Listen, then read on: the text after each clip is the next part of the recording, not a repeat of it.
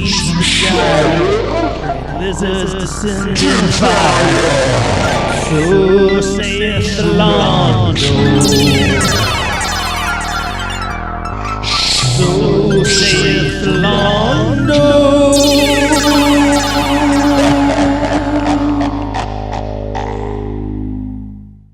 Welcome back to Mages and Murderdads, the best show dedicated to the Baldur's Gate franchise and beyond. I'm Cameron, and I play Ticklevar the Sorcerer. And I'm Danny, and I play Balthazar, the Barbarian. Now, did you ever think about Balthazar being a monk? Did that ever cross your mind? No, I have never played Throne of Baal. I did not know that there was another character in this series named Balthazar. It's kind of unfortunate, isn't it?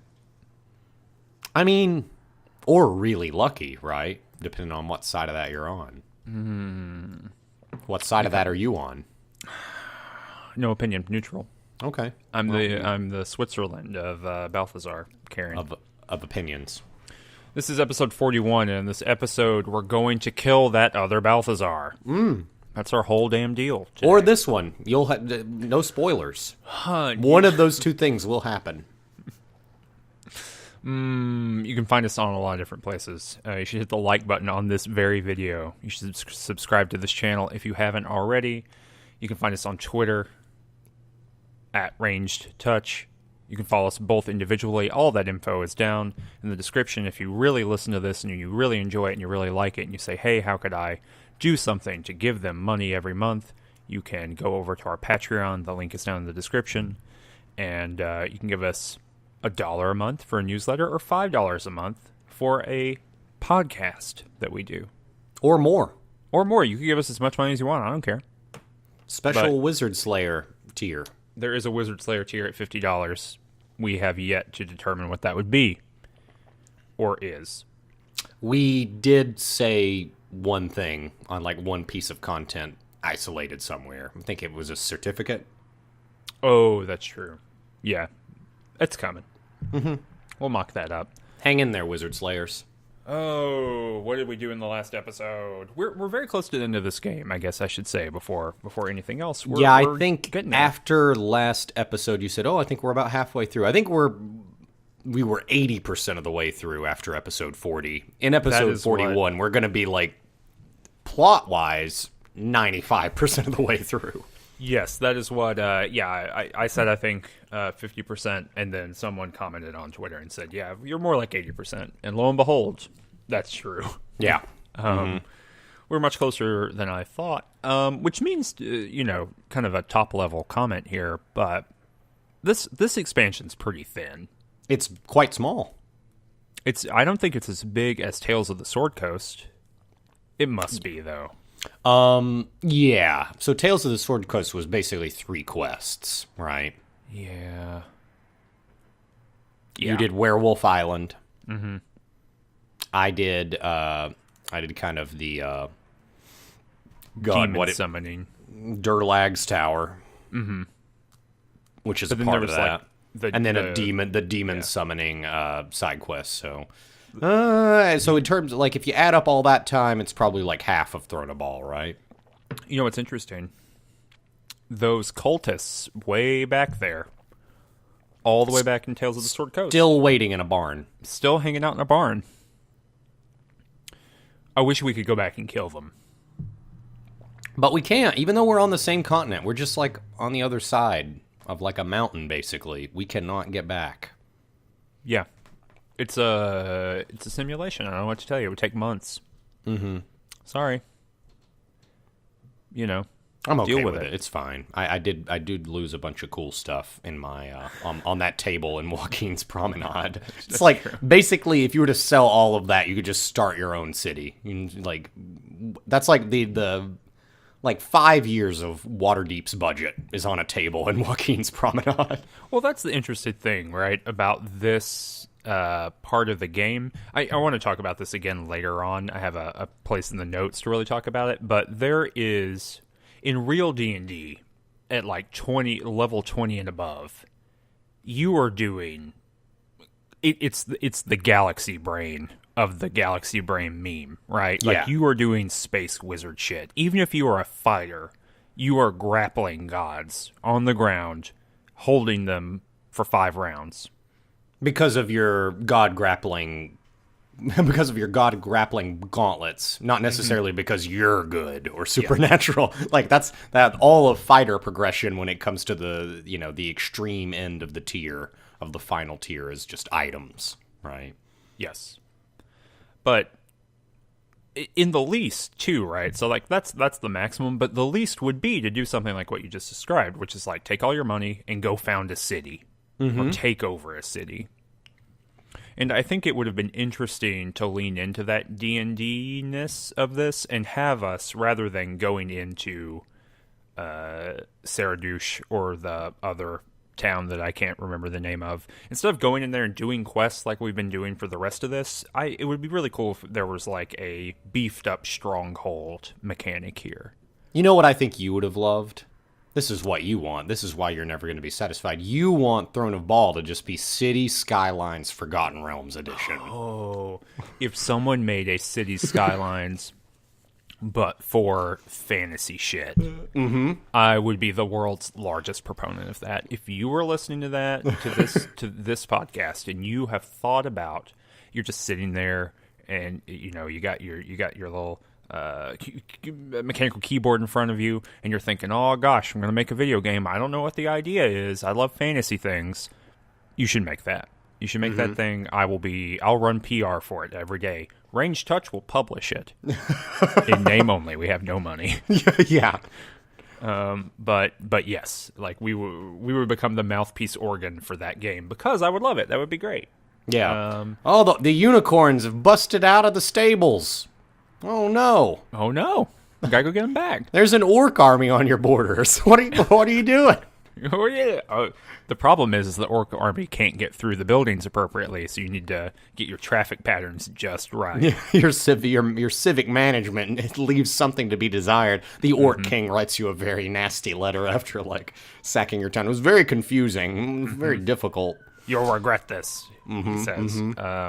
But yeah, I mean, not literally that, but it is weird that we are like god-fighting tier characters, right? And we are running around in cities and towns doing the same thing we were doing at level 2. Yeah. Well, I do think there's the percentage of my time just spent on boss battles versus trash is higher here, right, at Throne of Ball, which you do want that. The idea that most of your fighting time should be against other beings of your same caliber. I think that they've got that right. I do think that most of these dungeons they should have just pasted over and have us just smashing through walls like the Kool-Aid Man, basically. And when we get into a room, all of the minions just have a heart attack, because that's how powerful we are, right? Yeah. That would be. It's kind of a good RPG. Hear me out. A good video game RPG should look like the opening battle of The Lord of the Rings, The Fellowship of the Ring. You remember that? Yeah. So, it's all these level 2 elves, level 2 orcs fighting each other, one-on-one combat across the land, all that stuff. And then the most powerful beings are, punching each other, slicing each other's fingers off. Spoilers for the first 8 minutes of The Fellowship of the Ring. But doing all that, and that's what's like Elrond is not fighting 400 level 2 orcs before he gets there, right? Yeah. I think that there's in JRPGs, right? There's kind of this trope of early in the game you meet the villain and they just wipe the floor with you, right?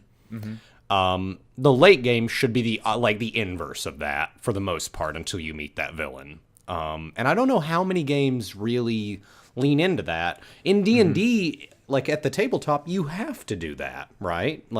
What you start running out of things in the monster manual to actually challenge your players, and the things that even can challenge your players can be metagamed so hard, right? Yeah.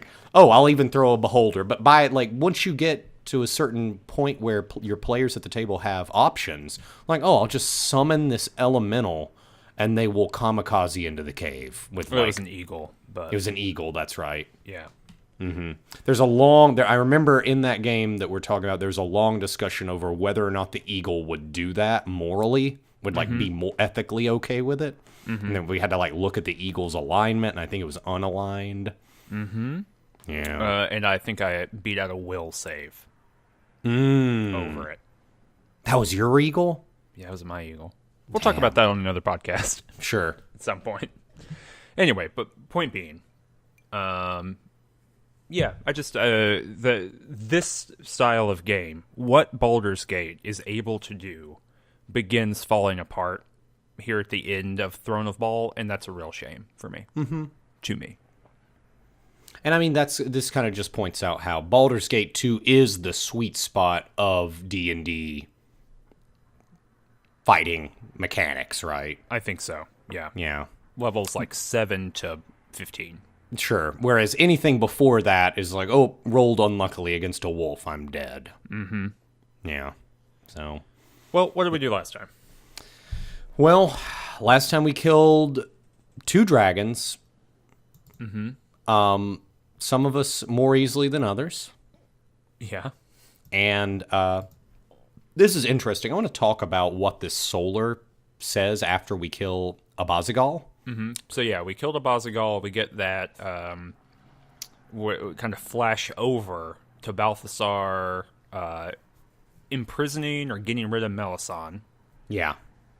And then we went back to the pocket plane. Solar's talking to us. And the Solar, like, just is doing a little, kind of a retread, but not really. Do you remember all the way back at the very beginning, or the very end of Baldur's Gate 2, I guess I should say, and we were confused about what was at the beginning, or what was at the end of Baldur's Gate 2 and what was at the beginning of Throne of Ball? Yeah, there's a little bit of there's a little ambiguity in terms of what's actually included and what's not. But there were people sitting around a table, and they were talking about the Gorian's ward and how much they didn't like him. Well, that's the 5. And Gygaxian explains that he was recruited by the 5, and Balthazar is part of the 5, and that the 5 are, to some degree, responsible for getting all these balls spawned together and doing a murder upon them all. It's like a conspiracy. Yeah. Gygaxian in this cutscene basically says, hey, I always knew that there was going to come a point where the 5 would turn on one another, right? But at the time, I knew I was strong. I was probably stronger than anyone individually, which turns out not to be the case because Gygaxian was not as hard of a fight as a Bazagal, right? However, Bazagal was like, so I think I could take any one, but I couldn't like take 3 or 4 at a time. So he was kind of in a situation where he had to join, right? Yeah. And he also says that if he... that the plan was for the 5 not to like kill each other or whatever, like the hope was that they could all resurrect Ball together and that they can just become demigods. Yeah, they get whitelisted. Yeah.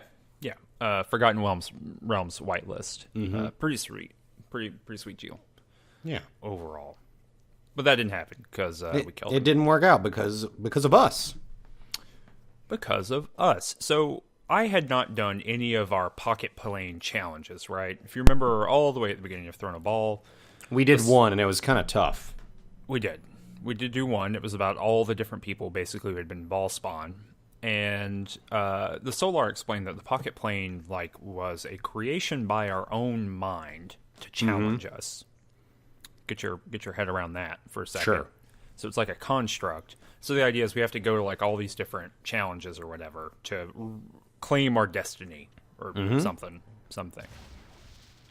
So the second one, I'm curious to see what you got here. I walked in and it was a Ticklevar.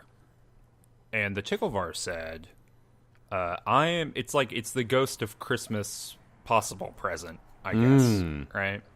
And he said, hey, we know that Gorian took you instead of Sarevok.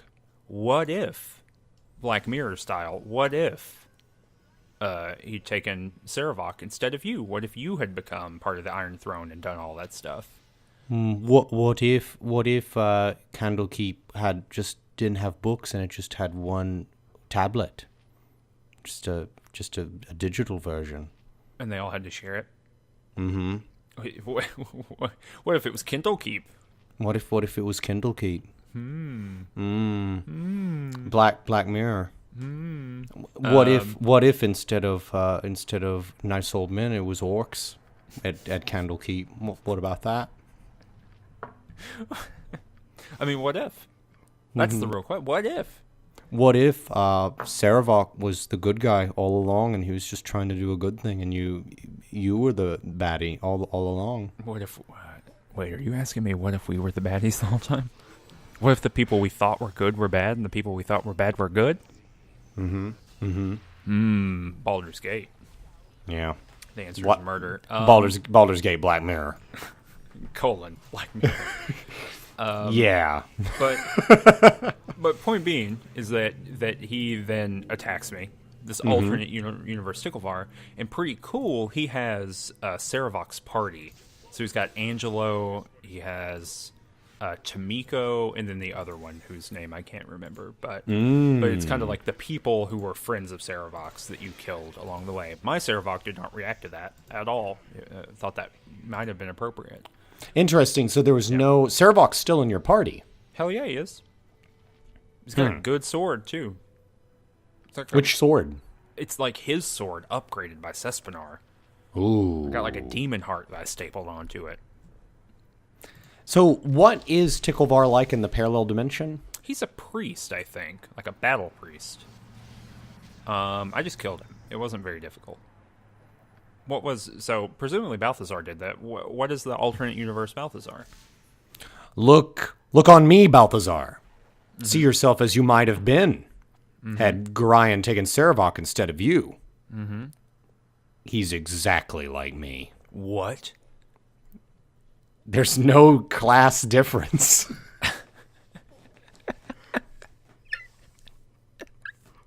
He's exactly the same. It's just using a two-handed sword instead of two one-handed. Well, that speaks to the metaphysical singularity of Balthazar, doesn't it? It's so good. No difference. I thought that alternate universe Ticklevar was going to be Balthazar when I first saw him, because he was in full plate, had a big helmet on, had a two-handed sword. But then you start casting magic, so I can only assume that he was some sort of priest. Alternate reality Balthazar. I didn't get much of a chance to see his suite of abilities, if you know what I mean. You got to see him explode into a bunch of chunks, maybe. It's like One Punch Man style, but just with a hammer, with a hard-to-say name. One hammer man. One hammer man. All right, so second challenge that we had, or third in total, but second for this play session, Innocence. Yes. There was like a Ticklevar there, and it said, hey there, buddy. You've lost me along the way. You forgot about me. I'm your Innocence. Don't you want to regain your innocence? And I was just like, look, you can't change the past, bro. Well, you can't just regain your innocence. And then it turned into the Slayer, and it killed me one time, and then I did it again, and then I killed it. The end. Yeah, same. You kind of insinuated that innocence was also doubt. A little conflation in my text between innocence and also doubt. But I just said I would sooner hasten your destruction, by far. Do you think the choices that we're making here will have some sort of impact on the end of our game? This seems like it should, right? Because we could have, like, neither of us invited it back in. What would have happened had we did, right? I don't know. Would there have been a fight? I don't think so. You can't change the past. Can't. No, and I'm not. We're not. We're role playing here. Challenge number 4. Literally, Cyric shows up. Yeah. The mad god himself. The fella that shivved Ball on Borskir Bridge. It happened. Read your fucking sacred texts. Know your lore. Know your lore. Jeez, dear listener. God. They do know their lore. Okay. Yeah, way more than we do, don't they? Yes, yeah, extensively. It's very good. But so Sirik shows up and he's just having like a good old chat. And you know what? This really does answer a lot of lore-based questions I had about this game. Because at some point... This is the most dense lore dump in this game. Yes. And if you remember a few episodes back, I was like, where is Sirik? Why isn't he doing stuff about this? Like, wouldn't it make him mad if Ball came back? Lo and behold. Exactly. It did. It did make him mad. He didn't like it. But he can't get directly involved because Maestra and Kelemvor would be angry, the goddess of magic and the god of the dead. More importantly, Sirik even says that AO, for some reason, has decided that this ball spawn drama needs to play out, which is very interesting. AO's supposed to be above everything, right? AO's kind of Abrahamic god, yeah. Yeah, AO, well, or even further, is like a Jeffersonian, like deistic, blind watchmaker type entity, right? Like absentee landlord. I don't know, not really. Sometimes he is. In fact, like the problem of the Time of Troubles was that he was an absentee landlord, right? He put those tablets out in the world and then pieced out for a minute. So he's a little more active. It's a little bit more active than that, sure, but it oscillates from utter detachment and then like occasionally getting yourself in, and because it was also AO that stripped all the deities of their divinity, right? Mm-hmm. It was like threw them down and be like, y'all need to figure this out. Peace. Yeah, it's like if you had a roommate who was only awake while you were asleep and they slept while you were awake, and then occasionally like all the food in your fridge would move around. And you'd be like, oh, it's my roommate that did that. Mm-hmm. It must be. That's how AO does stuff, I think. Exactly. Mm-hmm. So sometimes you go into your kitchen, you open up the freezer, you're looking for your waffles, and you get thrown to Faerun. Mm-hmm. And you're left to fend for yourself. And your other roommate stands in the doorway. And they say, if you go outside to get waffles, I will literally kill you. Yes. And your roommate's name is Helm. Mm-hmm. And he's a jerk. And he's a... Ugh. We know who ate the waffles. Lawful good. Hashtag it was Helm. Hashtag it was Helm. Hashtag barbarian rhymes. Haven't seen any of those in a minute. I know. We refresh that every day. Yeah. I'm tracking it in my tweet deck. Mm-hmm. But anyway, he summoned some champions or something to fight. He's like, well, AO couldn't get too mad about it if I summoned a bunch of champions. And I fought them and killed them. They were assassins. Well, he calls it, yeah, I think they are Sirik's Assassins is the name of it. But he calls them some of his champions when he teleports away. But they look a little like Thieves Guildy to me, the models. Yeah. Yeah. They just got some dudes. And then I went back to Abazagal's lair, because there's one more challenge that is locked still. Yes. We'll have to do that next episode. Mm-hmm. But then I went back to Abazagal's lair, and there was like a teleporty there, kind of like a, what's his name? Irenicus. Irenicus's portal, yeah. Yeah, teleporty thing. And I went out that, and it teleported me back out to the front of Bazagal's lair where I fought. Good guy Abazagal. Like, putting in a little, like, Destiny 2 shortcut back to the beginning of the little incursion. Of the level. I wish that it would have worked the other way. I wish I could have just teleported right to him. There you go. He probably could have backed up his son who died there. See, this is part of the flaw of asking the son to protect the father. It never works. The implications. Yeah. But who was out there waiting for us? Who is it? You tell me, who is it? I'll tell you. Are you ready? Yeah. It's Elminster. It's Elminster again. Oh, man. Third time we've met Elminster in this game. And just rude. I thought he was rude. I wrote he's rude as hell in the show notes. I thought he was very rude. Because he was like, gosh, if I'd known you were such an asshole 2 games ago, I would have told you a little bit more than waggle my finger in your face. Did you not get that feeling? I don't know, kind of patronizing. I didn't necessarily get rude. I didn't try to kill him, so couldn't have been rude. Well, I feel like being patronizing and being rude are a Venn diagram that's mostly a circle.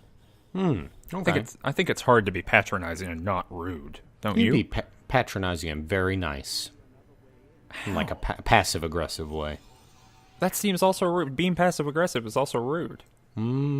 We got a unique way of looking at the world, don't we? You know what? Different strokes for different folks. And he says basically nothing of value here for most of the Nothing, content. which is very interesting, right? I guess that's kind of his whole deal, though, right? In general, not saying anything of value for the most part. Are we saying that Elminster might not be a good character? Did it take us 41 episodes to get to the idea that Elminster's maybe useless? He got trapped in hell for a long time. A long time. He does insinuate that when he's like, I have had a lot of time to prepare for this. Yeah, because I was trapped in hell for 3,000 years or whatever. Yeah. Hell time's like Inception time. It's like 10 times slower for every layer deep you're in. Oh, really? I think so, right? Sure, it could be. I don't. I'm not Christopher Nolan. I don't know how it works. Yeah, I'm not the boss. I didn't draw a graph. Ed Greenwood, Christopher Nolan, get on a conference call. Get back to us about that. I'm almost certain that Ed Greenwood could not figure out how conference calling worked or Skype. Hold on, I'm writing down a note to myself that just says Inception graph, layers of the abyss. Just like get that past Chris Perkins. I'm sure that he could give us a definitive ruling. Yeah, I'll ask him about it. Yeah, send him a little. I'll send him an IM about it. Yeah. So, but he does say one thing that's interesting that probably made your blood boil. I bet. He says that Saemon Havarian can let us into the monastery where Balthazar is. Yeah, he did say that, and I think that Balthazar's anger at Saemon Havarian has surpassed all other anger to the point where it's literal aphasia. Like, he does not hear those words. What does he hear? Just nothing. Like, you're in the middle of a conversation, it's just silence for 2 seconds. Boo. Yeah. Well, I have no memory of Saemon Havarian being in this conversation. Well, Saemon Havarian is in this conversation. And yeah, Elminster tells us, and I was like, oh, damn it. I gotta go save Saemon Havarian's bacon again. I don't think so. Oh, well, that's what I did. So I went to the town, and Elminster said that Saemon Havarian was with, like, the smugglers that he'd been working with. If you remember back when we saw him a couple episodes ago here in this town. Yeah, there's, like, a little cove of smugglers. Smugglers Cove. Yeah. So I go in there. Is there a ship in there? Is there water? I don't know. I honestly have no idea. There's got to be, right? If it's a cove, yeah. But also, isn't this a desert? I'll admit I did not explore beyond the very opening of this cavern. It is a little weird, though, right? You think you'd call it a cave. Anyway, so I go in there. Saemon Havarian is there. All of his bros are dead. All the smugglers are dead. And he says, well, you know what? I've had a lot of misfortune. You've caused a lot of misfortune. You caused me to lose my boat. You caused, I didn't have a choice but to sell you out to Irenicus. I'm sorry. That's not my fault. And I said, Saemon Havarian, that's not all on me. That's something that's on you. And you said, you know what? Let's agree to disagree. And then I said, I'm going to kill you now. And he said, are you sure you're going to kill me? And I said, listen, I'm going to kill you. I'm going to murder you right here, right now. I'm tired of this shit. I'm so tired of it. You're going to get got, Saemon Havarian. And sorry, getting choked up about it a little bit. But he says, I'm just very emotional about Saemon Havarian. And he just teleports away. He says, no, you're not. You're not killing me. And he teleports away. The game Saemon Havarian is the most powerful entity in the Forgotten Realms. He is plot protected in a way that Elminster is not. It's infuriating. You can even kill Dritz. Yes. You can. I also have Montolio's cloak in my inventory, which is really weird. If you remember Montolio. Yeah. From the Drizzt Do'Urden novels. Anyway. But yeah, so it will not let me kill Saemon Havarian, so I say, okay, Saemon Havarian. I reload my game. I say, Saemon, you can smuggle me into the monastery, and we do that. But what did Balthazar do? What did you do? I ran to the gate, killed the gate master, took the key, opened the gate. Really? You can just do that? Yeah. You can just slay your way inside? I didn't even kill everybody. I just, like, ran up. They surrounded me. They're like, kill this guy. They shout, right? And I just look at the field of like 9 people running at me. And I see one that has like a different colored helmet. And I just point at him. And I mouth the words, you. It's you. Uh-oh. And then like everyone's hitting me. Balthazar does not care. He walks right up to there, puts a hammer directly through that man's face. And then as like people are trying to stab me and poke at me and slash me, I'm like rifling through his pockets. I find a key. I slam that sucker into the gate, kick open the gate, and I'm into the monastery. Gosh. And then you're like inside then, right? Yeah. Well, what I had to do, Saemon Havarian smuggles me in. And then there's a cutscene. And in the cutscene, this monk is there, and he says, oh, very good, Saemon. You've delivered them, just like we asked you to. Oh. And I was like, God damn it. Saemon Havarian has gotten me again. Again. I'm such a fool. This is like 4 times now, right? A number of times. And then the fellow says, well, I trust that you have poisoned them, drugged them, whatever, something, like we asked. And Saemon Havarian said, well, actually, the last time I did it, I drugged them. So, I owed him one. And then he teleports away. So he pretended like he betrayed me, but really he betrayed them, and I was on the gaining side of Saemon Havarian's betrayal this time. I benefited.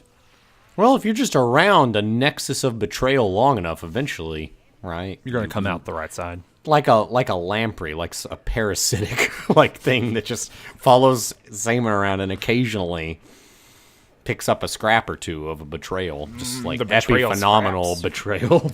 Nom, nom, nom, nom, nom. But this is what this is an interesting thing, and this is what I wanted to talk about earlier. I was talking about the kind of D&D issues. So there are like 3 monks and 2 wizards here. Monk wizards, I guess. Monastery wizards.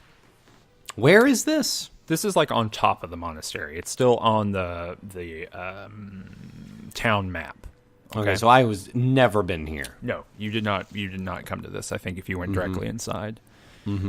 These people, the monks are just punching and kicking at me.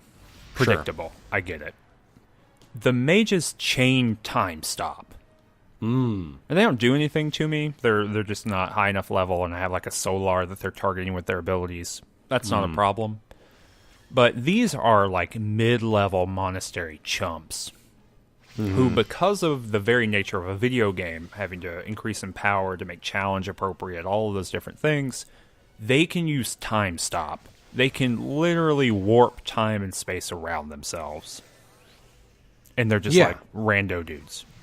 Yeah, one of these people could have been the dean of the Cowled Wizards. Yeah, they're arguably more powerful than... They could have fought Irenicus one-on-one. Probably. And this is where, like, the Gygaxian idea... Logic. ...is beneficial, right? To be like, actually, these would just be level 2 monks. Yeah. And you would just kill them. So, yeah, this is just another place where, at this level, the implementation of D&D ideas into a video game, like, rings very hollow to me. I wish there were a way around it, but there's really not. Because in real D&D, I would like own a Spelljammer spaceship, and I would be flying around in it. Yeah, and when you got into cool tactical fights, it's with a bunch of demigods. And once again, I'd be grappling them. 100%. Like 1,000,000%. I would be like using difficult terrain. And it would still be like a table in between us, and I would like grapple them onto the table to make their saving throw worse. You remember Pwent or Fent, the battle rager who just like was in a bunch of his armor was covered in razors and he would just like jump in things and gyrate. Yes, he would grab them and wiggle. Yes, he was just a grappler that like got on top of you and then like did a wiggle on you. Mm-hmm. From the Drizzt Do'Urden novels. Do all of that all day long. Yeah, I want to say, so 3.5 had hooked armor. Yeah. That was built for that. And I want to say at some point I did build a character that was built around doing that. Mm-hmm. It wasn't very successful. Well, you know. Not all of them can. Yeah, not everything can work out. Oh, dang. It looks like here in the notes, it looks like something's happening. Do you know what that is? What's happening? It's the Elminster. We're going.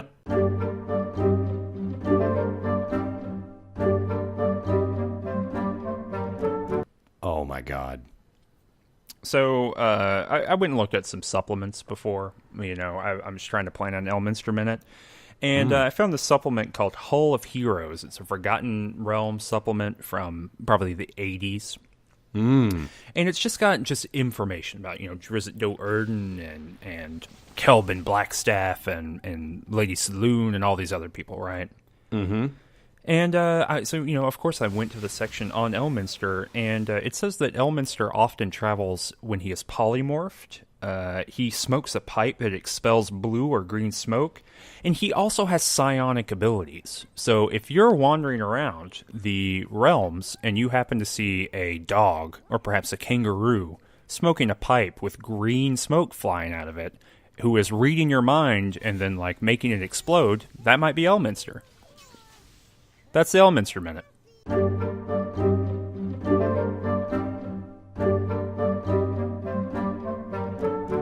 Dang. Well, that's probably the last one ever. How about that? It might be off-brand to do an Elminster minute in the middle of like Planescape Torment. Yeah, it might be. It might be Planescape minute, the Nameless minute. Mm-hmm. Something like that. We'll figure it out. Yeah, we'll figure it out. So we're in the monastery. Yeah, we got there eventually. So what happens in the monastery? So I open a door, and there's kind of like a cool little... this is an interesting shape for like a boss arena. Mm-hmm. There are kind of like it's like a bunch of circular chambers kind of overlapping over each other. Would you say that's like a decent explanation? Yeah, they're almost like plateaus. Yeah. They kind of like have stairs between them. And Balthazar the monk is up there in the middle, and you can go up there and have a chat with Balthazar the monk. And Balthazar gives you the lowdown. A lot of the dialogue options are identical in this conversation. It was a little frustrating because one of them is like when Balthazar's like, oh, so, Melissan hasn't told you, and one of your responses can be, Melissan tricked me. Wait, are you saying Melissan betrayed me? Wait, was I just doing her dirty work the whole time? Right. So what's the deal with Melissan? Melissan was the organizer of the five. Yes. So at this point, we assume that she is one of the Ballspawn. Mm-hmm. So it was like Sindai, was that her name? Mm-hmm. Abazagal, Ilisera, and Yagashura, and Balthazar. So that's the five. And then there's the organizer, who would be Melissan. And that this whole thing to get Ball going was completely her plan. Mm-hmm. And that the move that she wanted to make, like basically what is happening is not that Balthazar is betraying everybody, but rather that Balthazar, there's like a split of opinion about what should happen after all the Ballspawn are dead. Mm. Melissan wants to resurrect Ball, of course. Ostensibly. Yeah, based on his assumption. Mm-hmm. But he is, I guess, lawful good. Yes, he is the only good Ballspawn that we've met. Yeah, and because what he wants to do is make sure that all the other Ballspawn are dead. So that's where his, like, desires align with the rest of the 5. Yeah, because he's like, yeah, Ball's bad. Let's make sure Ball's not around by murdering everybody. So, like, lawful good, but emphasis on, I don't know. Lawful. Yeah, emphasis on the lawful because totally fine with, like, all those people dying in Saradush, right? Yeah. Well, he's not directly responsible for it, I think. He's not directly responsible for that, but he does say, it sounds like if Melissan hadn't have organized that, it would have happened, right? Yeah. But yeah, so he says, like, so he wants to concentrate all of the Ball essence into the 5 so that he can kill the rest of the 5, and then, and this is the real turn, he can then altruistically... commit ritualistic suicide. Yes. He will kill everyone else and then himself, and there will be no more Ball spawn, and it will be impossible to resurrect Ball. Mm-hmm. Which is a real doozy of a thing, but once again, it's just some more, like with the Melissan stuff, right? It's just the person I thought was the good guy was the bad guy. Yes. And in Balthazar, it's weirdly, the person I thought was a bad guy was kind of a good guy. That's at least better, right? I don't know. Mm-hmm. Hard to know. I am over this plot twisty idea. Yeah. And then he says, well, you're a Ball spawn, so I gotta kill you. Mm-hmm. And then he tries to. He does attempt to. It's kind of a tough little fight, to be honest. Yeah, I think it took me 3 times to get all the way through it. Mm-hmm. So I had to... I got in, started the fight, and then I was able to like run around a bit and get to a point where I could I could quick save in a corner. This is my go-to strat. Mm-hmm. And after doing that, I kind of just buffed myself with some fire. I saw that he was using solar stance a lot. Mm-hmm. And I buffed myself with fire resist, with a scroll and a potion, and I did my 2 little summons, my little Viking fellow and a spider. And I got the haste going, and after all of that, I kind of eventually was able to get like him and only 1 ad, and then I was able to take him out there. Yeah, because there are 4 other monks who were there. Correct. Yeah, it's a challenging little fight. I the first time I like tried to straight up do it, and I killed I think all the ads, and then Balthazar finally got me. He kind of like soloed down Ticklevar. Because the monks are pretty good at paralyzing, doing stuff like that. Yes. Confusing. So the second time I did it, I had a bunch of summons. I guess I really only had to do it 2 times. Because the second time I did a bunch of summons, I sent them all up to the top. What's interesting is if you send a bunch of summoned creatures up to the top, the ads fight them, but he immediately comes down. He, I guess, goes for the player character. Mm-hmm. And so I was able, and when you kill him, he resets, or he at least did that to me. So I would get him down to 20% health, and then he would teleport back up to his throne, and then be at full health. Did that happen to you? No. Oh. So I had a couple of glitchy. This is the reason I did it 3 times. Is that happened a couple times? He kept teleporting back and then being at full health, and I just assumed that was multiple phases of the fight or something. Mm-hmm. But then during the second attempt, I killed him, and as he fell down, when the fade would normally start to take you back to the pocket plane and talk to the Solar, like all the other ball spawn we've killed, the game literally froze, locked up, got the gray thing over it, and got the Windows error message. And I was like, oh my god. So I just reloaded it, and then console command killed him. Yep. Because I'm not doing that again, right? I've done it. It is on screen. There is no reason for me to have to go through that fight again. I don't think anybody begrudges you for that. I don't begrudge myself, and you know what? Between me and the Lord, that's all that matters. Good for you. God doesn't judge me, and you can't either. Yeah. So Balthazar is dead. He is dead, and we go back to the pocket plane, and the Solar's there. Always. So there are 2 ways to go back to the pocket plane. There's us going back, and then us. I think that us going.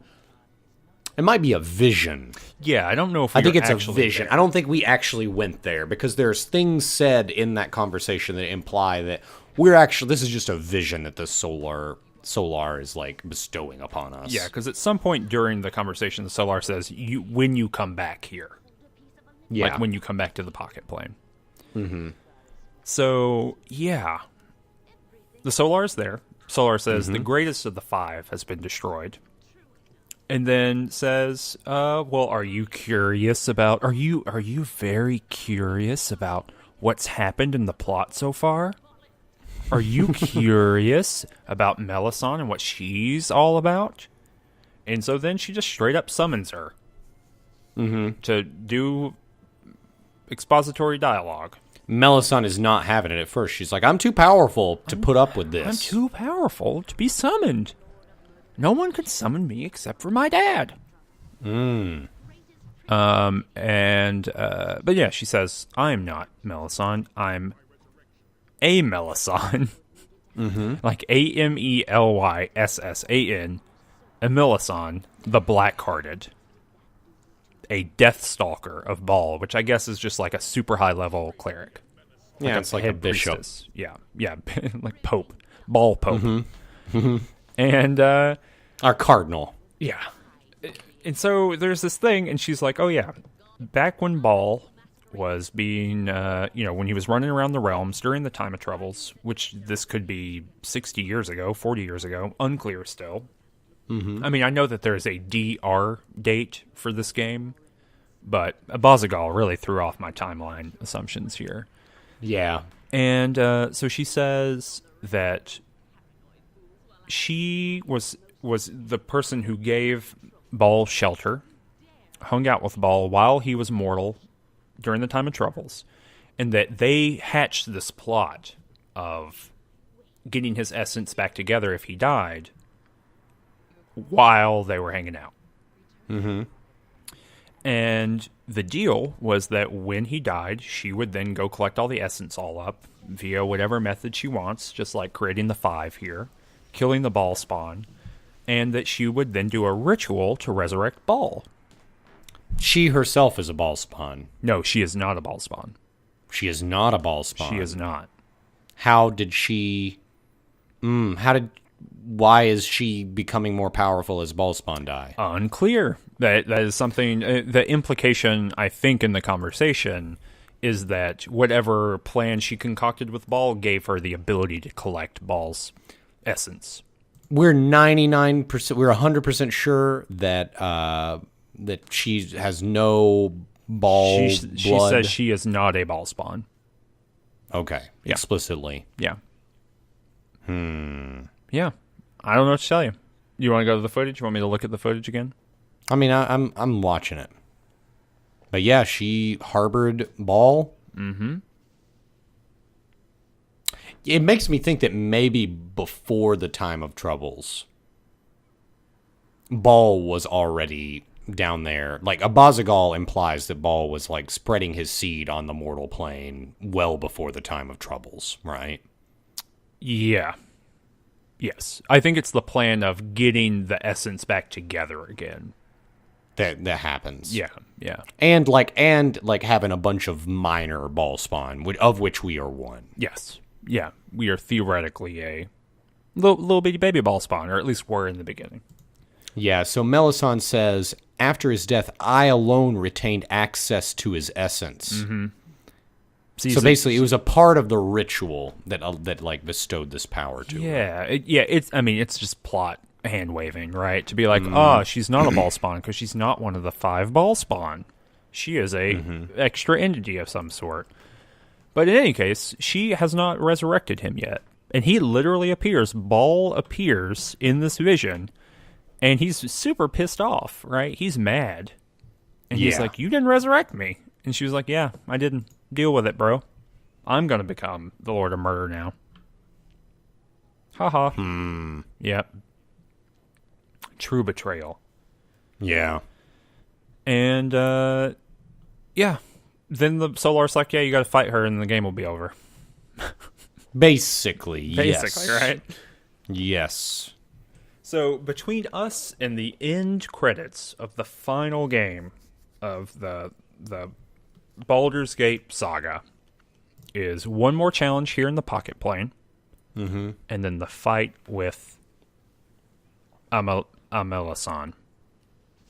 The Baddo. The Baddo. The big Baddo. The big Baddo from from behind the net. Coming out from the stands. Masked her alignment as lawful good. Did she? Yeah.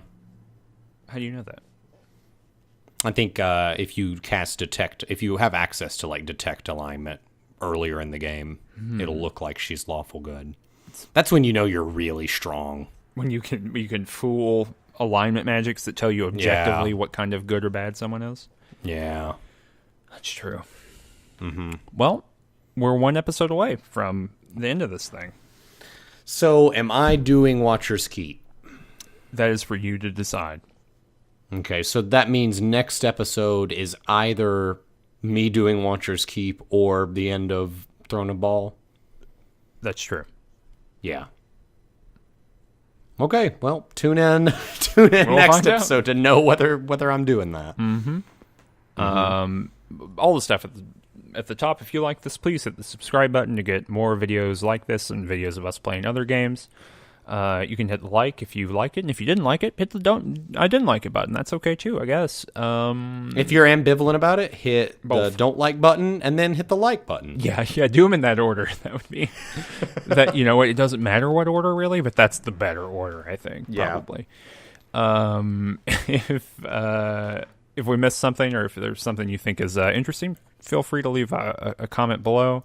You can follow us on Twitter. You can join our Discord. That's down in the description below. And you can see us on Twitch, where we are currently speedrunning McDonald's Treasureland Adventure in Danny's long-form quest to become #1 in the world at this Genesis game.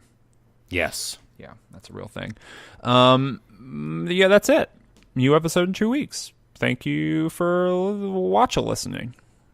Thank you, and stay safe out there in the dangerous world. Call a number if you see a ball spawn. If you see something, say something about the ball spawn. Yes, please. If you see anything, say something about the ball spawn. Ooh. Ciao.